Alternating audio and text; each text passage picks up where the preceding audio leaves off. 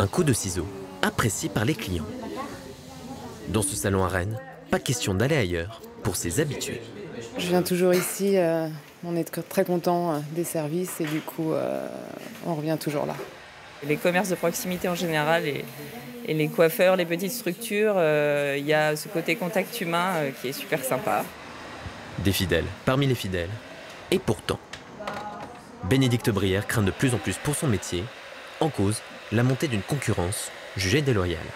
On a des concurrents qui pratiquent 10 € la coupe quand moi je suis à 30 €. Ce qu'on veut être sûr, c'est qu'ils payent les mêmes choses que nous en fait. Qu'ils payent bien leur TVA, qu'ils payent bien leur charge salariale, qu'on soit tous à égalité. Une concurrence directe à proximité de chez elle. Dans le viseur surtout, les tarifs des barbiers.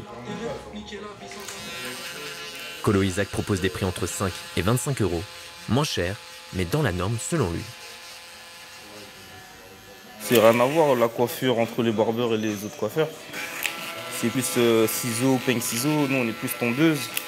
Donc c'est vraiment deux choses différentes. Donc pour moi je vois pas forcément de concurrence. Un barbier dans les règles de l'art, au contraire de certains. Travail illégal, salariés non déclarés, gérants sans diplôme, les condamnations se sont multipliées, des syndicats s'en félicitent, mais appellent à plus de contrôle. Nous, en tant qu'entreprise de coiffure ou entreprise en général, on est quand même très contrôlés au quotidien. Donc on se pose et on s'interroge justement sur le fait que ces entreprises-là, et pignon sur rue, ne soient pas contrôlées. Dénoncer les pratiques illicites, le cheval de bataille des coiffeurs qui appelle à une mobilisation ce lundi 30 juin à Paris.